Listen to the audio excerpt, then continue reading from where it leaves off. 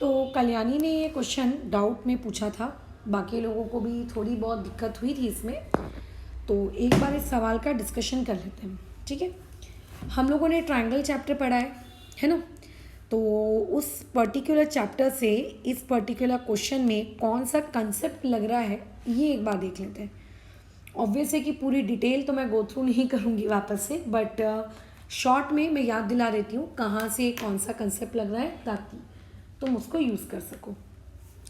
हमने वहाँ पे आखिरी में पाइथागोरस से पहले एक थ्योरम पढ़ा था, ratio of areas of similar triangle, है ना, ये पर्टिकुलर थ्योरम पढ़ा था।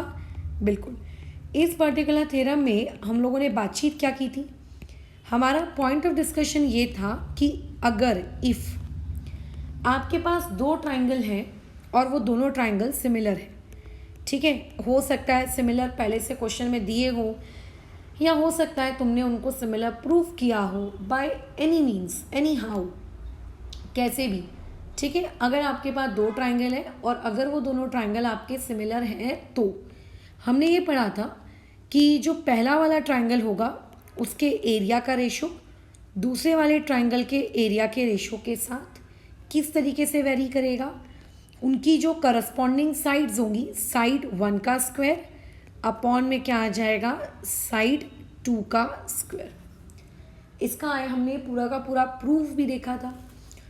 अब मैं तुम्हें बता दूं कि ये जो फॉर्मूला है, ये जो कंसेप्ट है कि a1 upon a2 equal to s1 square by s2 square, सिर्फ और सिर्फ ये कंसेप्ट साइड तक सीमित नहीं है। आप वहाँ पे साइड के बदले यहाँ पे एक और चीज़ इस्तेमाल कर सकते हो, वो क्या, मीडियन। मतलब अगर आपको दोनों ट्रायंगल की मीडियन दी हुई है तो उनके जो दोनों ट्रायंगल के एरिया का रेशो होगा ना, वो उन दोनों की मीडियन के स्क्वायर के बराबर होगा, उन दोनों के मीडियन के स्क्वायर के बराबर होगा। मतलब ज़रूरी नहीं है कि कंसेप्ट आपसे साइड में अप्लाई करो, आप मीडियन में भी अप्लाई कर सकते हो, आप ये कंसेप्ट हाइट में भी अप्लाई कर सकते हो।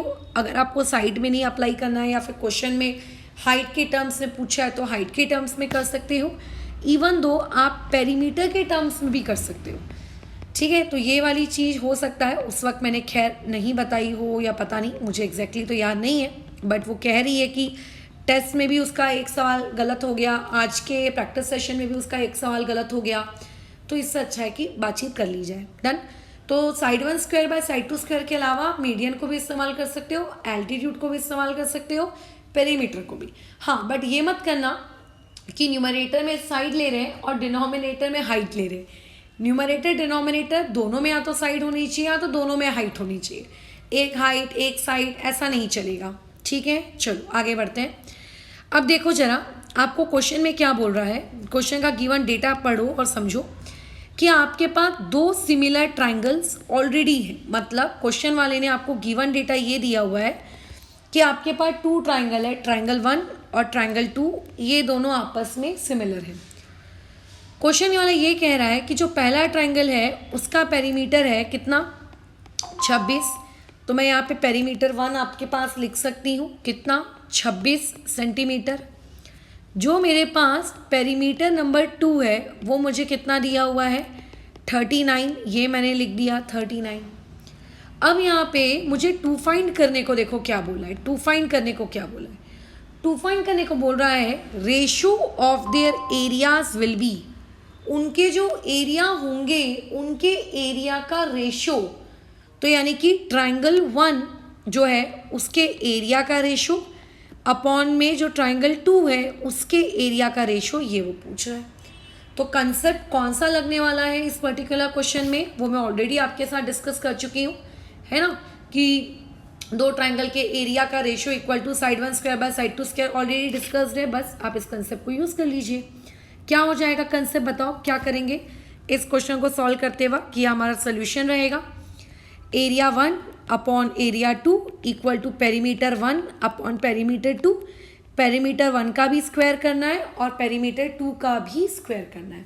ठीक है, पेरीमीटर 1 आपको 26 दिया है तो 26 का स्क्वायर, पेरीमीटर 2 आपको 39 दिया है तो 39 का स्क्वायर। अब कैसा होता है, कई बच्चे स्क्वायर कर देते हैं, 26 का स्क्वायर कर देंगे, 39 का स्क्वायर कर देंगे। आज ही मैंने ऑफलाइन क्लास में बहुत सारे लोगों की कॉपी चेकिंग की, उन्होंने उतने स्क्वायर वाली स्टेप पे ही अपना आंसर छोड़ दिया, चलेगा। बट मैं उसमें सजेस्ट करूंगी कि आप हमेशा इसको सिंप्लीफाई करिए, यानी कि 2 बार स्क्वायर लिखने से अच्छा है आप होल ब्रैकेट के ऊपर स्क्वायर दीजिए, अंदर 26/39 लिख लीजिए। 26 और 39 13 के टेबल से कटता है, 13 2 जा 26, 13 3 जा 39, तो 2/3 का स्क्वायर। तो इससे ये पता चला कि हमारे पास A1/A2 बेसिकली कितना आया, 2 का स्क्वायर 4, 3 का स्क्वायर 9, सो एरिया 1/एरिया 2 का रेशियो कितना है, 4/9। तो इस पर्टिकुलर क्वेश्चन में ये कंसेप्ट था। आप जिस तरीके से अगर साइड्स दी होती आप उस वक्त कैसे सॉल्व करते, आप सेम वही लॉजिक का इस्तेमाल करिएगा और वैसे सॉल्व करिएगा। एल्टीट्यूड, साइड, मीडियन, पेरीमीटर कुछ भी इस्तेमाल कर सकते हो, ठीक है। अगर पढ़ाई करते वक्त कोई डाउट्स आ रहे हैं तो उसमें पूछो, ऐसा नहीं है कि मैं नहीं बताऊंगी, अंकित नहीं बताएंगे, हम डेफिनेटली बताएंगे। बट हाँ, वो चीज़ ऐसी नहीं होनी चाहिए कि कोई पुरानी चीज़ जो पढ़ी हुई है ऑलरेडी उसी को मैडम फिर से बता दो, भाई वो तो मतलब बेवकूफ़ी है ना, ठीक है। अगर ऐसा कोई सवाल है जो इससे पहले आपने किया ही नहीं है, तो मैडम नया कंसेप्ट दिख रहा है आपके पेपर में भी और आपने भी जो क्वेश्चन दिए, तो डेफिनेटली पूछो। ऐसे कंसेप्ट में हम बिल्कुल हेल्प आउट करेंगे। चेतन ने भी एक पूछा था, खैर उसका तो मैंने वीडियो नहीं बनाया था, उसको मैंने कहा था कि तुम अटेम्प्ट भेज दो, उसने किया, उसका बन भी गया। अगर ऐसा ही कुछ है जो मैं वॉइस नोट्स के थ्रू या वीडियो के थ्रू बता सकती हूँ जो तुमने इससे पहले कभी नहीं किया है, तो बताओ, हम लोग उस पर बातचीत करें।